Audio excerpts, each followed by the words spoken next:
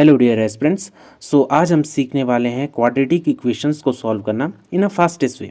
हम जानते हैं कि हमारी quadratic equations ax² + bx + c की फॉर्म में होती हैं। किसी भी क्वाड्रेटिक इक्वेशंस को सॉल्व करने के लिए हम सबसे पहले x² के कोफिशिएंट यानी a को c के साथ में मल्टीप्लाई करते हैं और इनके प्रोडक्ट के हम ऐसे फैक्टर निकालते हैं जिनको प्लस या माइनस करने के बाद में b आ जाएं। प्लस या माइनस डिपेंड करता है c के आगे वाले साइन पे। अगर c के आगे का साइन प्लस है तो हम फैक्टर का प्लस करके b की वैल्यू निकालेंगे, और अगर c के आगे वाला साइन नेगेटिव है तो हम फैक्टर को माइनस करके b की वैल्यू निकालेंगे। जनरली हमारे पास दो फैक्टर निकलते हैं, जिनमें एक बड़ा फैक्टर होता है और एक छोटा फैक्टर होता है। किसी भी क्वाड्रेटिक इक्वेशन में हमारे जनरली दो साइन होते हैं और इनसे टोटल 4 कॉम्बिनेशन निकल के आते हैं।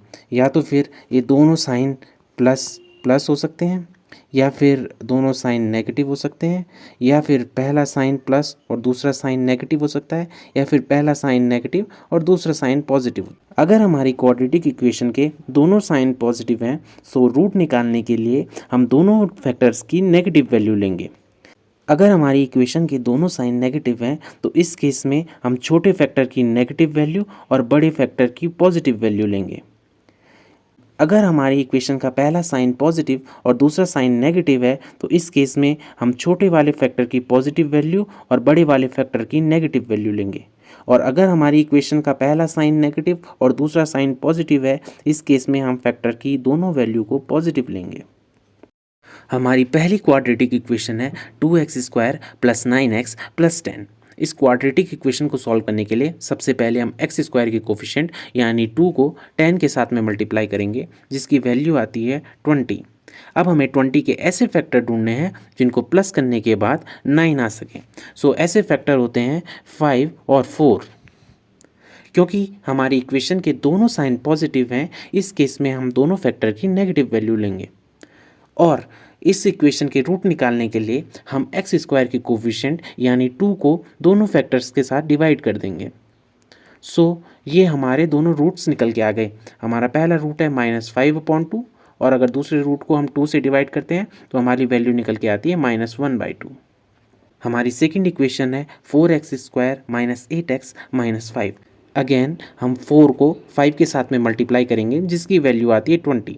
अब हमें 20 के ऐसे फैक्टर ढूंढने हैं जिनको माइनस करने के बाद में 8 आ सकें। ऐसे फैक्टर होते हैं 10 और 2। 10 और 2 हमारे फैक्टर आ गए।